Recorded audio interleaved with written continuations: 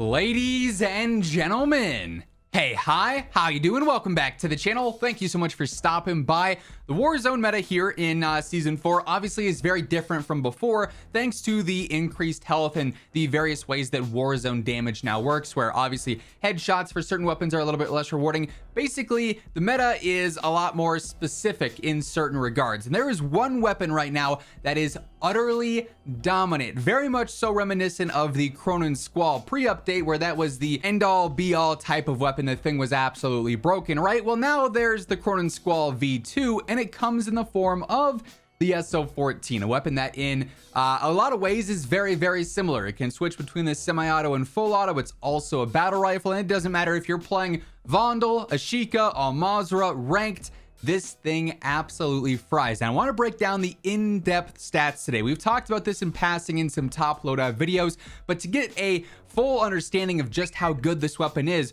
we got to compare it to the other top tier weapons. Now, first up here, we are on True Game Data. As always, huge shout out to Tony for putting in the time and effort to get us all this information and make it so readily available on the site. And because there are two different versions of the SO-14, the standard semi-automatic one and then the fully automatic one, I wanted to break these down and compare these to one another first. Now, we are on 300 HP, which is full health here in Warzone, and looking at combination shots, which is the most accurate way, the only accurate way to truly judge a TTK. And the graph here, pretty self-explanatory. Our orange line is the fully automatic SO-14, the red line is the semi-automatic, and for the most part, the semi-auto one is the way to go. The mid-range here from 25 basically to 37 meters is where the fully automatic SO-14 would outgun if you're landing every single shot, but there's a lot to factor in here. While yes, both these TTKs are very good, and we'll see that exemplified on a graph here in just a moment, these two weapons behave very different. Obviously, the standard semi-auto SO-14 has a different damage profile, and it's got that better TTK, pretty much overall ranges, again, sub the mid-range here. It's also, at least in my opinion, much easier to use. The skill gap there is obviously it being semi-auto. You have to have a good trigger finger to be able to compete at pretty much any range here. You also have to be very accurate with player tracking while shooting a semi-auto gun.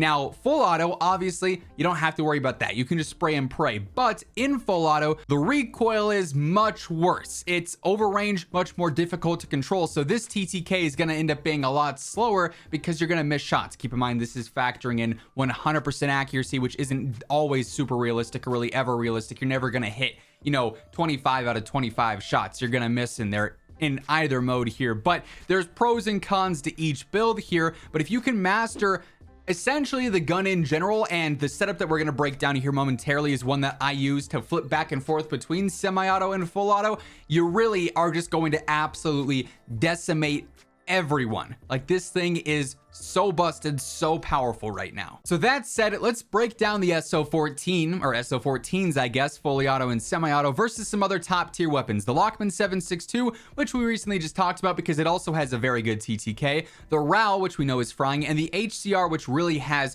picked up in overall usage and pick rate with Season 4. And when we look at this graph, again, 300 HP, combination shots, we get some very interesting details. For one, the Lockman 7.62, which, yes, does fry, looks like it has a slow TTK compared to all these other guns, which is honestly hilarious, because if you compare the Lockman 7.62 to any rifles or some other decent weapons, it fries versus them. The fact that this graph makes it look like the Lockman 7.62 is not good should say a lot about the SO-14, the RAL, and the HCR. But even the RAL and the HCR here are green and yellow lines respectively. They are getting beat in quite literally every single range, sub a whole 1 meter here, where the standard SO-14, the semi-auto SO-14, doesn't beat it. But outside of that, semi-auto, a red line here, far and away the best choice to be using right now. And this is kind of an insane TTK. Like, at 24 meters where its damage drop-off is, it's got a 662 to 786 TTK. For that range, that's ridiculously fast. You're outgunning SMGs in this range, full auto or semi-auto. And then over range, obviously, if you use the RAL, you know how fast that thing takes out enemies. If you use the HCR, you know how fast this takes out enemies in the mid-range. The SO-14 here is doing that so much more effectively. And really, like I said, it's just getting past that initial entry barrier. learning the semi-auto spray pattern and being able to consistently shoot a semi-auto gun and trace players over range, that's a skill gap. In full auto, just simply mastering the recoil, that's a skill gap. You get past those, you spend some time in the firing range or in game using this, and you get familiar with this gun. The SO-14 is the end game now. This thing is absolutely insane, as the stats show. When I started using it in a game, I knew it was feeling good. When I looked at the graph here, this is not what I was expecting to see, this level of dominance. So far and away, this thing is the go-to gun right now. So that said, obviously we're gonna break down the loadout here as we get into this. Quick reminder, if you are new to the channel, every day I got you covered with MW2, Warzone, and DMZ. So if you wanna stay up to date, feel free to hit that subscribe button, join us on the road to 1 million subs. And if you guys enjoy this video, if you find it helpful at all, let me know by dropping a like on it. It is seriously appreciated. Much love for all the support on the channel as of lately. Really do appreciate you guys showing up day in and day out. So this is the general breakdown of the SO-14 that I've been running as of late. It's a relatively standard setup. I've experimented with a few different builds, and this is definitely the one that I feel like is the most versatile for switching between fully auto and semi-auto. Initially, the optic is all preference. As you guys know, I love the AMOT V4. I've been on this since pretty much day one of the game. It's a nice clean optic for close range, mid-range, and a long range. If you like a blue dot more, if you like a 3.4 times, whatever other optic, as always, use what you are the most comfortable with, but tune for that furthest eye position and faster ADS.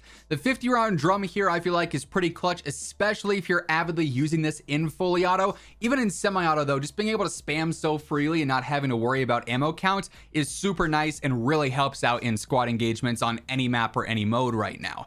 Now, I also use the Ripper underbarrel, and this is one that I've kind of gone back and forth with because in full auto, I feel like lock grip precision, really attacking that recoil control is clutch, but in semi-auto, Ripper being able to provide that extra stability is also clutch.